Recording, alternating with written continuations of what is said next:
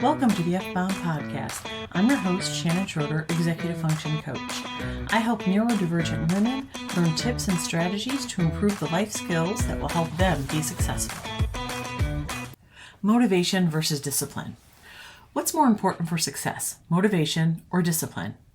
Chances are, if you're a neurodivergent person, you've been told that if you had more discipline, you'd be more successful. You're probably someone who faces unique challenges when it comes to managing your day-to-day life. Perhaps you've struggled with executive dysfunction, which can make it hard to stay motivated and disciplined. But here's the thing.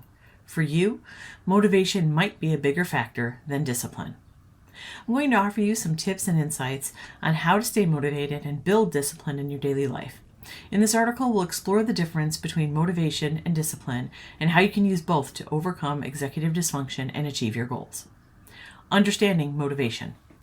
You've probably heard the term motivation before, but what exactly does it mean? Simply put, motivation is what drives you to do something. It's the reason behind your actions, whether it's completing a project, going for a run, or tackling a difficult task. Without motivation, it can be hard to get started or keep going. As a neurodiverse person, you might struggle with motivation more than others. Maybe you have trouble getting started on a task, or you feel overwhelmed by the amount of work you need to do.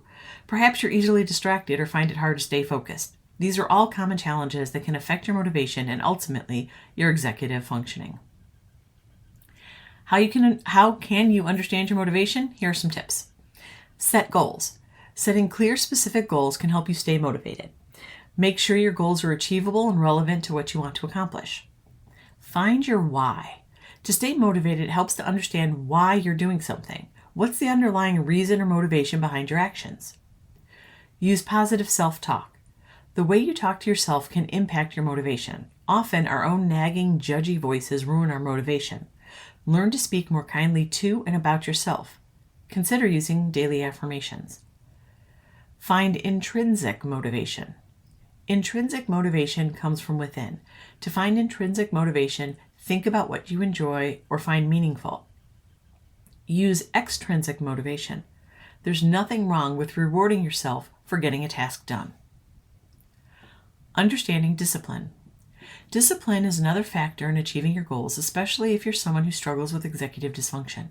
Simply put, discipline is the ability to stay focused and committed to a task even when it's difficult or uncomfortable. It's what helps you stick to a routine, resist distractions, and keep moving forward. Any wonder why this is a struggle if you have executive dysfunction?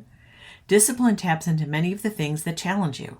You might get distracted easily or struggle to keep a schedule. However, there are ways you can develop discipline and make it a habit. Here are some tips. Create a routine.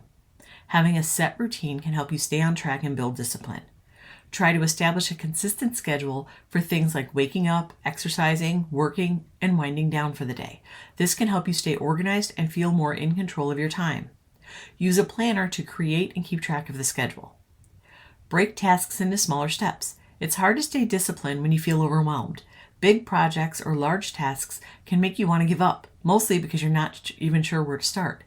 Breaking tasks into smaller steps can help you focus on one thing at a time and feel a sense of progress as you complete each step. Use positive reinforcement. Rewarding yourself for staying disciplined can help you build a positive habit. Eliminate distractions. I'm sure you're aware that distractions can make it hard to stay disciplined and focused. Try to minimize distractions as much as possible.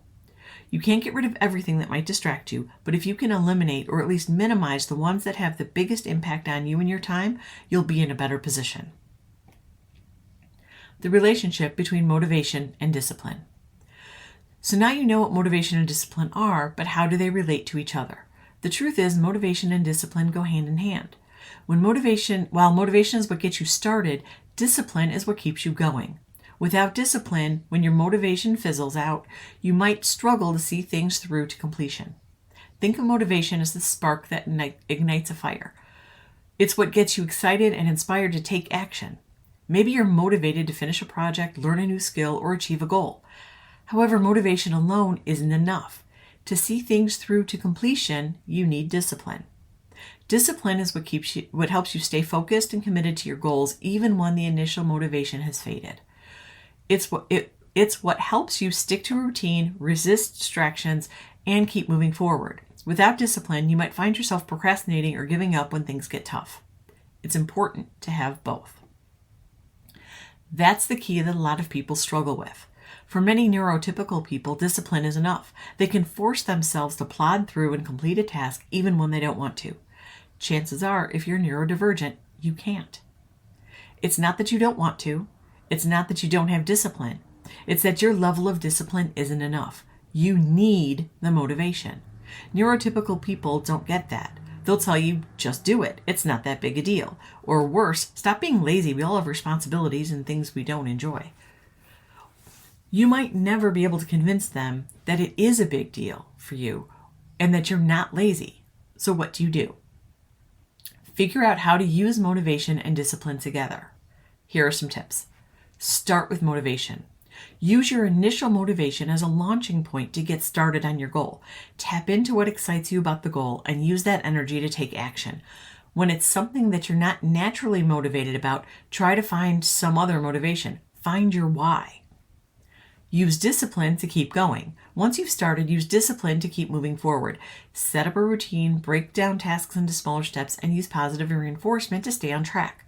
Often, once you're over the hurdle of task initiation, the getting started phase, it's easier to keep going. You build momentum. Revisit your motivation.